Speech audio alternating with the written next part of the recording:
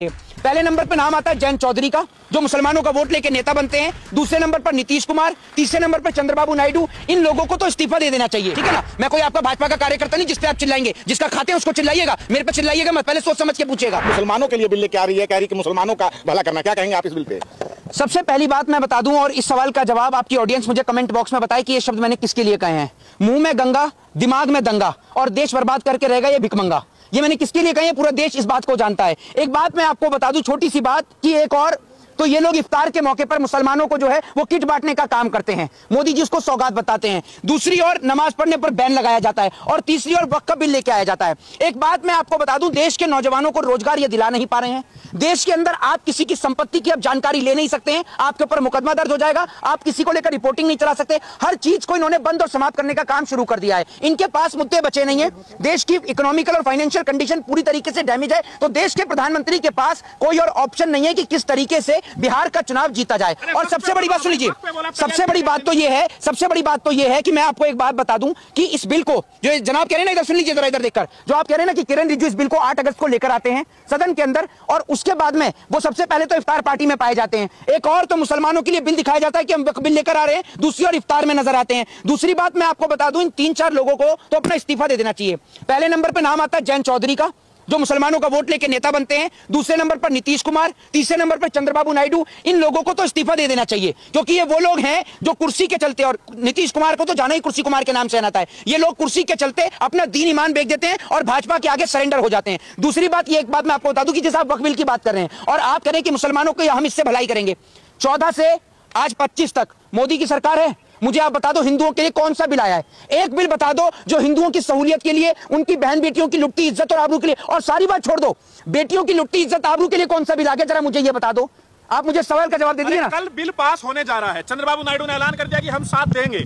हाँ, तो वो तो साथ देंगे ही, चंद्रबाबू नायडू तो बिल्कुल साथ देंगे, क्योंकि चंद्रबाबू नायडू को भी कुर्सी से प्यार हो गया। ये तो अब आप ये समझ लीजिए, ये बात तो जनता को समझनी चाहिए। जिस जनता ने चंद्रबाबू नायडू को वोट दिया ना, अगली बार उस चंद्रबाबू नायडू की जमानत को जब्त कर देना चाहिए, नीतीश कुमार की जमानत को जब्त कर देना चाहिए, क्योंकि ये लोग ऐसे लोग हैं जो इस देश में दंगा कराने पर आतुर हैं। मुझे एक बात समझ में नहीं आ रही है, वक्त की जमीन का एकमात्र उद्देश्य सिर्फ सरकार जमीन को हड़पना चाहती है, और क्या पता इनकी जमीनों को भी हड़प कर उद्योगपतियों के हवाले कर दे। इन जमीनों से सरकार को कोई रेवेन्यू जनरेट नहीं हो रहा है, आम मुसलमानों का कल्याण नहीं हो रहा है। आपको पता है 9,40,000 एकड़ जमीनें हैं वक्फ के पास। एक बात आपको पता है, मुझे आपको यह बात पता है कि इस देश के अंदर उद्योगपतियों के पास कितनी जमीन है, जो जमीन किसानों से किस रेट पर खरीदी गई है, आपको पता है?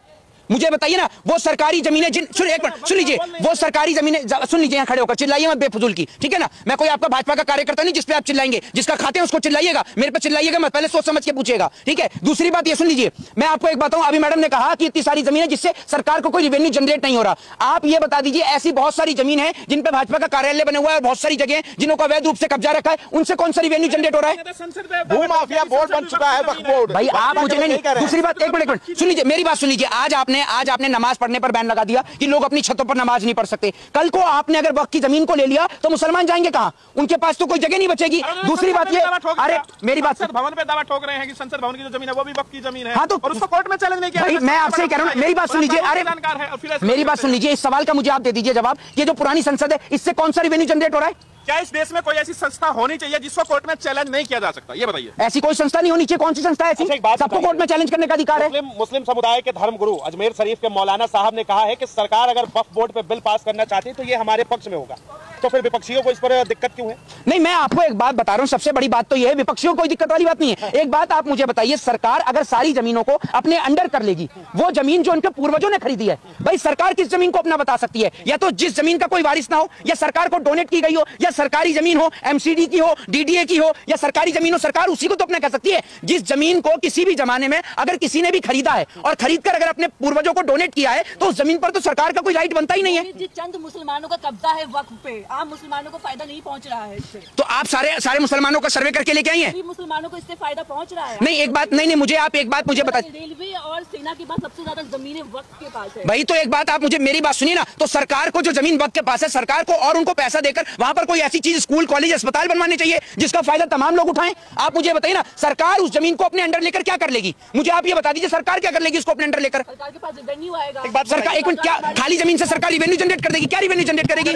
नहीं, वो जमीन सुन लीजिए, वही जमीन उद्योगपतियों को और कॉर्पोरेटर्स को दे दी जाएगी, इससे ज्यादा कुछ नहीं होगा। उसके बाद भी गरीब आदमी पे कुछ हत्ते नहीं आएगा। आज भी इस देश के अंदर हजारों लाखों लोग ठंड से मरते हैं सड़क पर सोते हुए। अगर सरकार इतनी जनता के बारे में सोच रही होती ना, तो इस देश में कोई सड़क पर मरता नहीं ठंड से। कई लोग कह रहे हैं कि 57-58 मुस्लिम कंट्री है, वहां पर वक्फ बोर्ड की जरूरत क्यों नहीं और इंडिया के अंदर ही क्यों?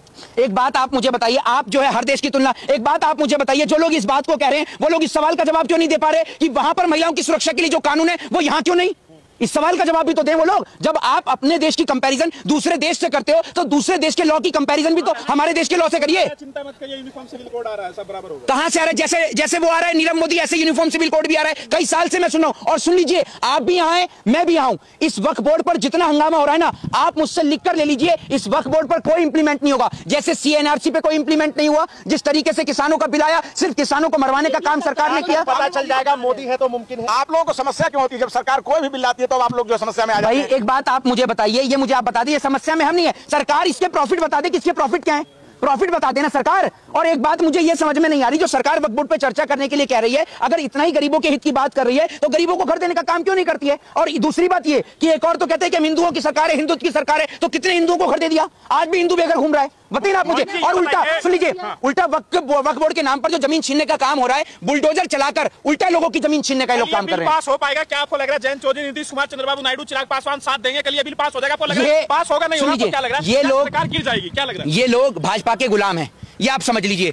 एक आपने फिल्म देखी होगी, जो जिया जी कहेंगे वो मैं ही करूंगा, वो वाले इनके साथ है। जो मोदी जी कहेंगे ये सब वही करेंगे। मोदी जी कहेंगे उठ तो ये उठ जाएंगे, मोदी जी कहेंगे बैठ तो ये बैठ जाएंगे। ये आप ये समझ लीजिए, ये पूरी तरीके से भाजपा सरकार के गुलाम हैं। चाहे चंद्रबाबू नायडू हो, चाहे नीतीश कुमार हो, चाहे जयंत चौधरी हो, ये सिर्फ मुसलमानों का वोट लेने का काम करते हैं। और मुसलमान ही नहीं, हिंदुओं का भी वोट लेने का काम करते हैं, और उनके भी हक में नहीं बोलते। जब हिंदुओं की बहन बेटियों के साथ बलात्कार होता है उस मुद्दे पर भी नहीं बोलते। बिल पास हो जाएगा, शुभकामनाएं दे दीजिए देश को। नहीं, मैं आपको तो सुन लीजिए, जब तक सदन में। और दूसरी बात ये कि क्या पता विपक्ष को कल घुसने ही ना दिया जाए, ये भी हो सकता है। जब विधानसभा में MLA की रोक लगाई जा सकती है तो सदन में भी लगाई जा सकती है, कोई बड़ी बात नहीं है। बिल प्राक्रेन सरकार ये बिल पास करवा लेगी। भाई पास कैसे नहीं कराएगी? इनके पास लोकसभा में बहुमत है, इनके पास में राज्यसभा में बहुमत है, तो बिल कैसे नहीं पास होगा? आप मुझे बताइए ना। बात तो बहुमत नहीं है जी, हाँ लोकसभा में तो है ना, लोकसभा में बिल को लेके आएंगे, लोकसभा से पारित करा लेंगे ये लोग। आप मुझे बताइए, लोकसभा में तो पूर्ण बहुमत है इनके पास में, और 26 के बाद तो राज्यसभा में भी कर लेंगे ये लोग, क्योंकि ज्यादातर राज्यों में तो इन्हीं की सरकार बन गई है। जो सहयोगी है वो दबाव नहीं बना पा रहे हैं। भाई आप मुझे बताइए ना, कौन से सहयोगी दबाव बनाएंगे? नीतीश कुमार वो भाजपा के साथ हैं, जयंत चौधरी वो भाजपा के साथ हैं, ऐसा कौन है जो भाजपा के साथ नहीं है? सिर्फ दिखाने के लिए। अभी जयंत चौधरी का स्टेटमेंट था, सुन रहा था मैं, वो उसके ऊपर नमाज के ऊपर बोले कि ये गलत है, ये दोहरी रणनीति है। वहीं दूसरी ओर अभी आप देख लीजिए, वक्त पर जयंत चौधरी बोलने को तैयार नहीं है, चिराग पासवान बोलने को तैयार नहीं है, नीतीश कुमार बोलने को तैयार नहीं है। और वहीं इफ्तारी खाने के लिए नीतीश कुमार सबसे पहले अपने सर पे मुस्लिम टोपी लगाते हैं, अपना धर्म भी भूल जाते हैं नीतीश कुमार, इतनी जल्दी इफ्तारी खाने के लिए पहुंचते हैं, क्योंकि फ्री की मिलती है ना, और फ्री का तो भाजपा को सारा कुछ हजम है। जनता का खून फ्री का चूसे ही जा रहे हैं, ये समझ लीजिए। पहले नंबर पर नाम आता है जयंत चौधरी का, जो मुसलमानों का वोट लेके नेता बनते हैं। दूसरे नंबर पर नीतीश कुमार, तीसरे नंबर पर चंद्रबाबू नायडू। इन लोगों को तो इस्तीफा दे देना चाहिए, ठीक है ना। मैं कोई आपका भाजपा का कार्यकर्ता नहीं जिस पे आप चिल्लाएंगे, जिसका खाते हैं उसको चिल्लाइएगा, मेरे पे चिल्लाइएगा मत, पहले सोच समझ के पूछेगा। मुसलमानों के लिए बिल लेके आ रही है, कह रही कि मुसलमानों का भला करना, क्या कहेंगे आप इस बिल पे?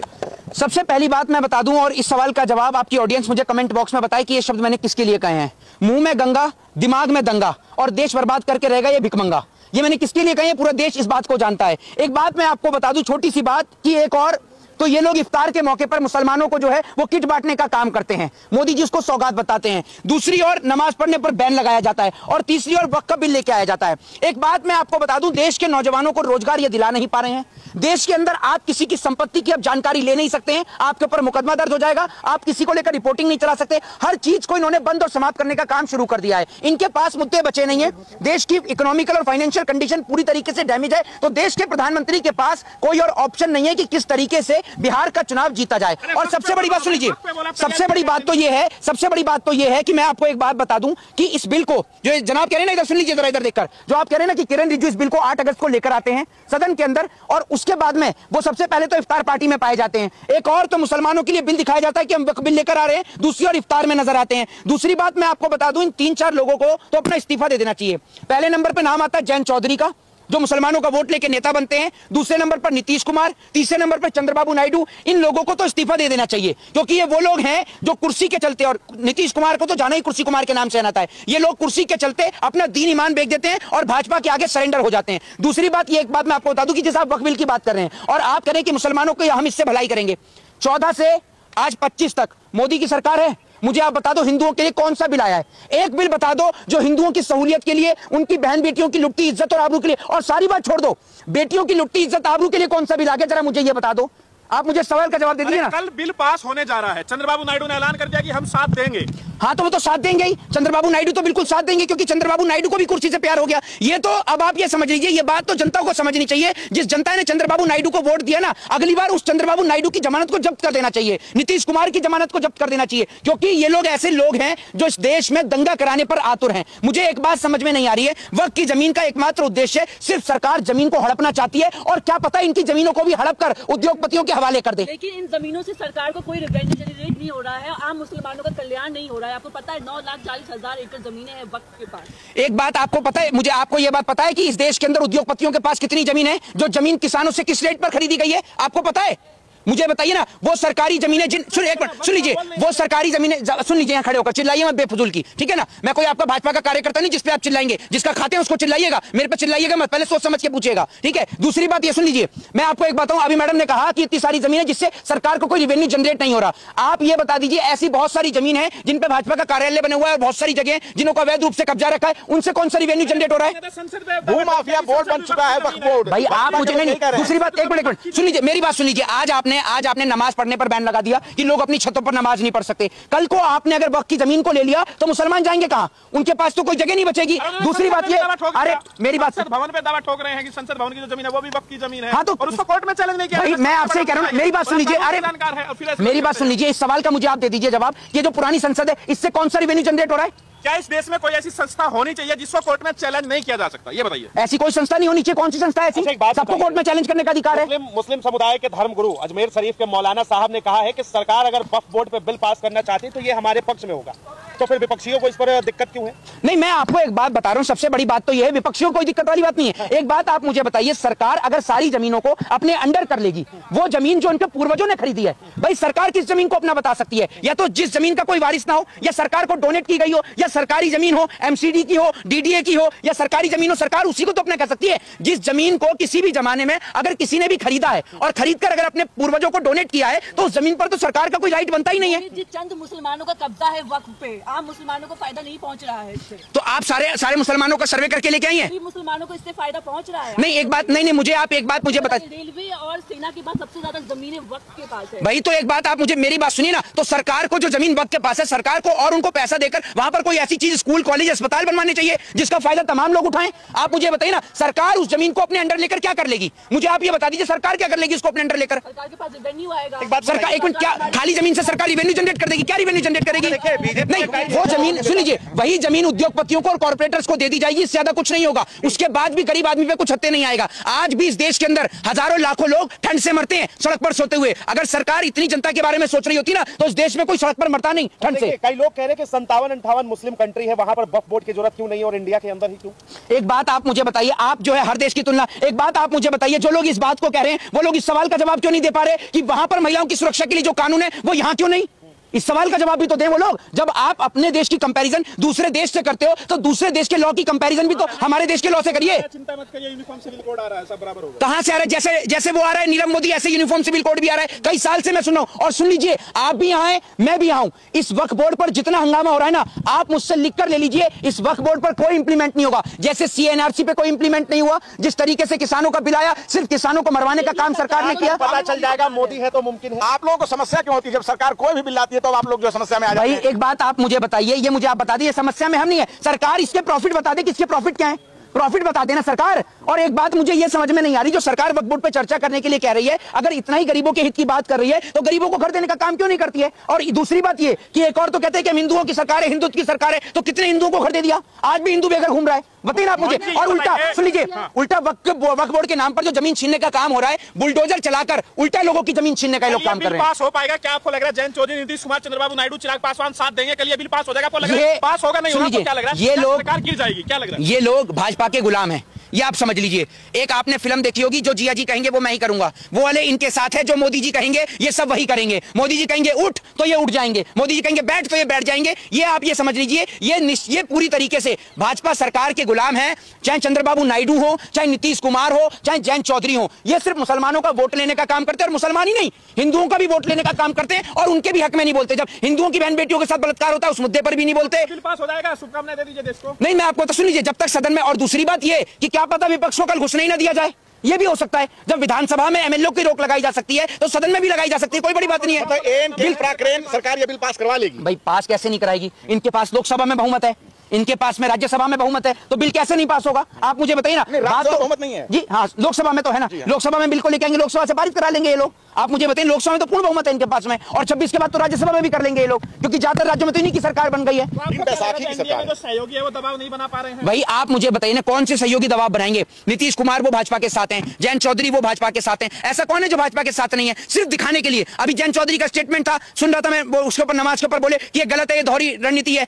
वहीं दूसरी ओर अभी आप देख लीजिए, वक्त पर जयंत चौधरी बोलने को तैयार नहीं है, चिराग पासवान बोलने को तैयार नहीं है, नीतीश कुमार बोलने को तैयार नहीं है। और वहीं इफ्तारी खाने के लिए नीतीश कुमार सबसे पहले अपने सर पे मुस्लिम टोपी लगाते हैं, अपना धर्म भी भूल जाते हैं नीतीश कुमार। इतनी जल्दी इफ्तारी खाने के लिए पहुंचते हैं क्योंकि फ्री की मिलती है ना, और फ्री का तो भाजपा को सारा कुछ हजम है। जनता का खून फ्री का चूसे ही जा रहे हैं, ये समझ लीजिए। पहले नंबर पर नाम आता है जयंत चौधरी का, जो मुसलमानों का वोट लेके नेता बनते हैं। दूसरे नंबर पर नीतीश कुमार, तीसरे नंबर पर चंद्रबाबू नायडू। इन लोगों को तो इस्तीफा दे देना चाहिए, ठीक है ना। मैं कोई आपका भाजपा का कार्यकर्ता नहीं जिस पे आप चिल्लाएंगे, जिसका खाते हैं उसको चिल्लाइएगा, मेरे पे चिल्लाइएगा मत, पहले सोच समझ के पूछेगा। मुसलमानों के लिए बिल लेके आ रही है, कह रही कि मुसलमानों का भला करना, क्या कहेंगे आप इस बिल पे? सबसे पहली बात मैं बता दूं, और इस सवाल का जवाब आपकी ऑडियंस मुझे कमेंट बॉक्स में बताए कि ये शब्द मैंने किसके लिए कहे हैं। मुंह में गंगा, दिमाग में दंगा, और देश बर्बाद करके रहेगा ये भिकमंगा। ये मैंने किसके लिए कहे? पूरा देश इस बात को जानता है। एक बात मैं आपको बता दूं, छोटी सी बात, कि एक और तो ये लोग इफ्तार के मौके पर मुसलमानों को जो है वो किट बांटने का काम करते हैं। मोदी जी उसको सौगात बताते हैं। दूसरी ओर नमाज पढ़ने पर बैन लगाया जाता है, और तीसरी ओर वक्फ का बिल लेके आया जाता है। एक बात मैं आपको बता दूं, देश के नौजवानों को रोजगार ये दिला नहीं पा रहे हैं। देश के अंदर आप किसी की संपत्ति की अब जानकारी ले नहीं सकते हैं, आपके ऊपर मुकदमा दर्ज हो जाएगा। आप किसी को लेकर रिपोर्टिंग नहीं चला सकते। हर चीज को इन्होंने बंद और समाप्त करने का काम शुरू कर दिया है। इनके पास मुद्दे बचे नहीं है। देश की इकोनॉमिकल और फाइनेंशियल कंडीशन पूरी तरीके से डैमेज है, तो देश के प्रधानमंत्री के पास कोई और ऑप्शन नहीं है कि किस तरीके से बिहार का चुनाव जीता जाए। और सबसे बड़ी बात सुन लीजिए, सबसे बड़ी बात तो यह है कि मैं आपको एक बात बता दूं कि इस बिल को, जो जनाब कह रहे हैं ना, इधर सुन लीजिए जरा, इधर देखकर, जो आप कह रहे हैं ना कि किरण रिजिजू इस बिल को 8 अगस्त को लेकर आते हैं सदन के अंदर, और उसके बाद में वो सबसे पहले तो इफ्तार पार्टी में पाए जाते हैं। एक और तो मुसलमानों के लिए बिल दिखाया जाता है कि हम बिल लेकर आ रहे हैं, दूसरी ओर इफ्तार में नजर आते हैं। दूसरी बात मैं आपको बता दूं, इन 3-4 लोगों को तो अपना इस्तीफा दे देना चाहिए। पहले नंबर पर नाम आता है जयंत चौधरी का, जो मुसलमानों का वोट लेके नेता बनते हैं। दूसरे नंबर पर नीतीश कुमार, तीसरे नंबर पर चंद्रबाबू नायडू। इन लोगों को तो इस्तीफा दे देना चाहिए, क्योंकि ये वो लोग हैं जो कुर्सी के चलते, और नीतीश कुमार को तो जाना ही कुर्सी कुमार के नाम से आता है, ये लोग कुर्सी के चलते अपना दीन ईमान बेच देते हैं और भाजपा के आगे सरेंडर हो जाते हैं। दूसरी बात, ये एक बात मैं आपको बता दूं कि जैसे आप वक्फ बिल की बात कर रहे हैं और आप कह रहे हैं कि मुसलमानों को हम इससे भलाई करेंगे, 14 से आज 25 तक मोदी की सरकार है। मुझे आप बता दो, हिंदुओं के लिए कौन सा बिल आया है? एक बिल बता दो जो हिंदुओं की सहूलियत के लिए, उनकी बहन बेटियों की लुटती इज्जत और आबरू के लिए, और सारी बात छोड़ दो, बेटियों की लुटती इज्जत आबरू के लिए कौन सा बिल आ गया? जरा मुझे ये बता दो। आप मुझे सवाल का जवाब दे दीजिए ना। कल बिल पास होने जा रहा है, चंद्रबाबू नायडू ने ऐलान कर दिया कि हम साथ देंगे। हाँ, तो वो तो साथ देंगे ही, चंद्रबाबू नायडू तो बिल्कुल साथ देंगे, क्योंकि चंद्रबाबू नायडू को भी कुर्सी से प्यार हो गया। ये तो अब आप ये समझ लीजिए, ये बात तो जनता को समझनी चाहिए। जिस जनता ने चंद्रबाबू नायडू को वोट दिया ना, अगली बार उस चंद्रबाबू नायडू की जमानत को जब्त कर देना चाहिए, नीतीश कुमार की जमानत को जब्त कर देना चाहिए, क्योंकि ये लोग ऐसे लोग हैं जो इस देश में दंगा कराने पर आतुर हैं। मुझे एक बात समझ में नहीं आ रही है, वक्फ की जमीन का एकमात्र उद्देश्य सिर्फ सरकार जमीन को हड़पना चाहती है, और क्या पता इनकी जमीनों को भी हड़प कर उद्योगपतियों के हवाले कर दे। इन जमीनों से सरकार को कोई रेवेन्यू जनरेट नहीं हो रहा है, आम मुसलमानों का कल्याण नहीं हो रहा है। आपको पता है 9,40,000 एकड़ जमीनें हैं वक्फ के पास। एक बात आपको पता है, मुझे आपको यह बात पता है कि इस देश के अंदर उद्योगपतियों के पास कितनी जमीन है? जो जमीन किसानों से किस रेट पर खरीदी गई है आपको पता है?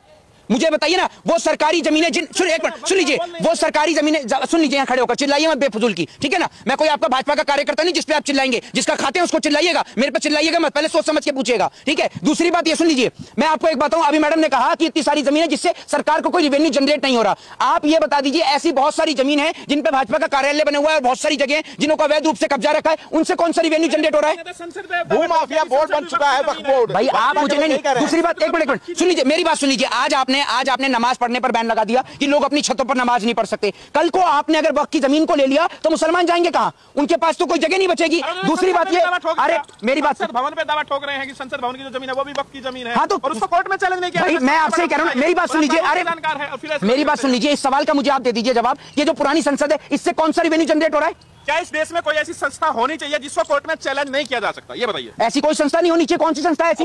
सबको कोर्ट में चैलेंज करने का अधिकार है। मुस्लिम समुदाय के धर्मगुरु अजमेर शरीफ के मौलाना साहब ने कहा है कि सरकार अगर वक्फ बोर्ड पे बिल पास करना चाहती तो ये हमारे पक्ष में होगा, तो फिर विपक्षियों को इस पर दिक्कत क्यों है? नहीं, मैं आपको एक बात बता रहा हूं, सबसे बड़ी बात तो यह है, विपक्षियों को कोई दिक्कत वाली बात नहीं है। एक बात आप मुझे बताइए, सरकार अगर सारी जमीनों को अपने अंडर कर लेगी, वो जमीन जो उनके पूर्वजों ने खरीदी है, भाई सरकार किस जमीन को अपना बता सकती है? या तो जिस जमीन का कोई वारिस ना हो, या सरकार को डोनेट की गई हो, या सरकारी जमीन हो, एमसीडी की हो, डीडीए की हो, या सरकारी जमीन हो, सरकार उसी को तो अपना कह सकती है। जिस जमीन को किसी भी जमाने में अगर किसी ने भी खरीदा है और खरीद कर अगर अपने पूर्वजों को डोनेट किया है, तो उस जमीन पर तो